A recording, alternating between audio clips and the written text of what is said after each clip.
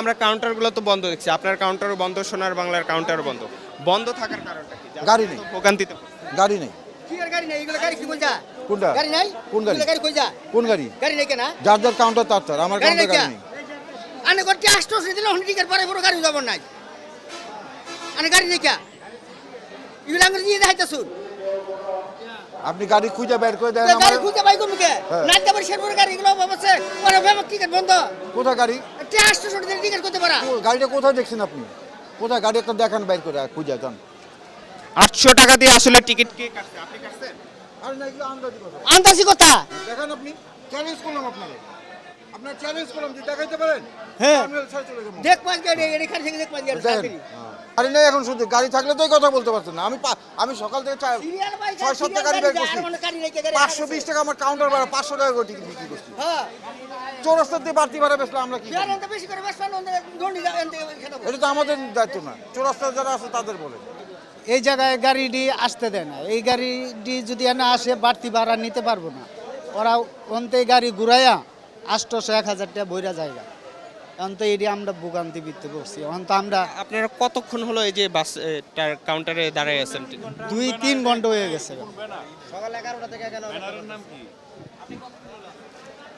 আমি আসছি এখানে পরে 1 ঘন্টা, গাড়ি নাই।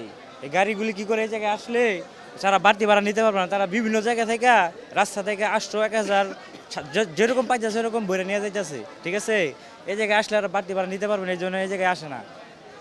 এটাই ড্রাইভার নাই, টিকিট মাস্টার নাই, এগুলা পলাইছে। বাসাতে একবার যান লাগবে। বাস যদি না থাকে তাহলে বাসায় কিভাবে যাবে?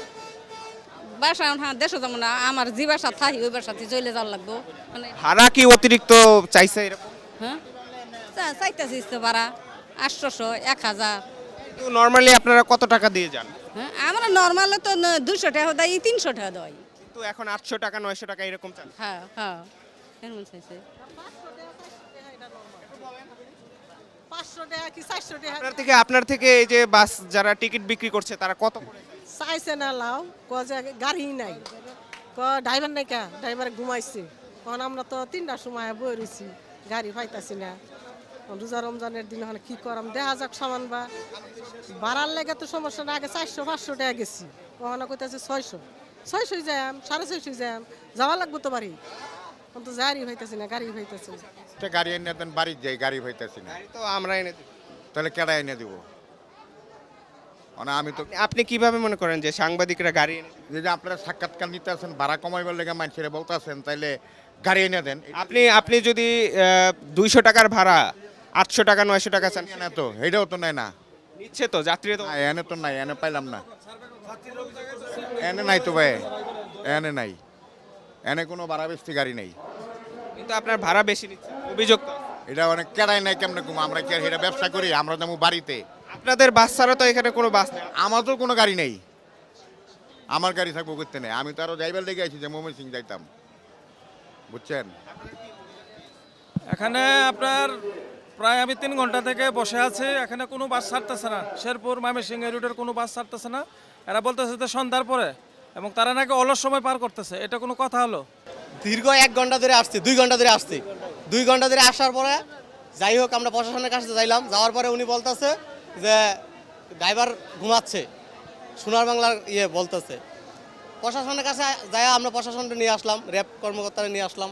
আনার পরে উনি বলতেছে যে আপনাদের টিকিট কোথায়, গাড়ি কোথায়? গাড়ি আছে, ড্রাইভার ঘুমাচ্ছে। ঈদের সময় কি গাড়ি রাইখা কোনো ড্রাইভার ঘুমানোর জন্য এই যে 2 ঘন্টা রোজা রাইখা, এটা কি কষ্ট, কি পরিমাণ কষ্ট করতেছে এটা সাধারণ পাবলিক এটা বুঝতেছে। কিন্তু কর্মকর্তা আনলাম একজন, আনার পরে র্যাব আনলাম, তারপর বিমান বাহিনীর প্রধান আনলাম, তারপর আমরা নৌবাহিনী আসছিল, পুলিশও ছিল। ওনারা বললো কি হইলো, আমাদের 2 ঘন্টা ধরে করলাম, আনার পরেও কিছু তো পদক্ষেপ নিতে পারলাম না এখন।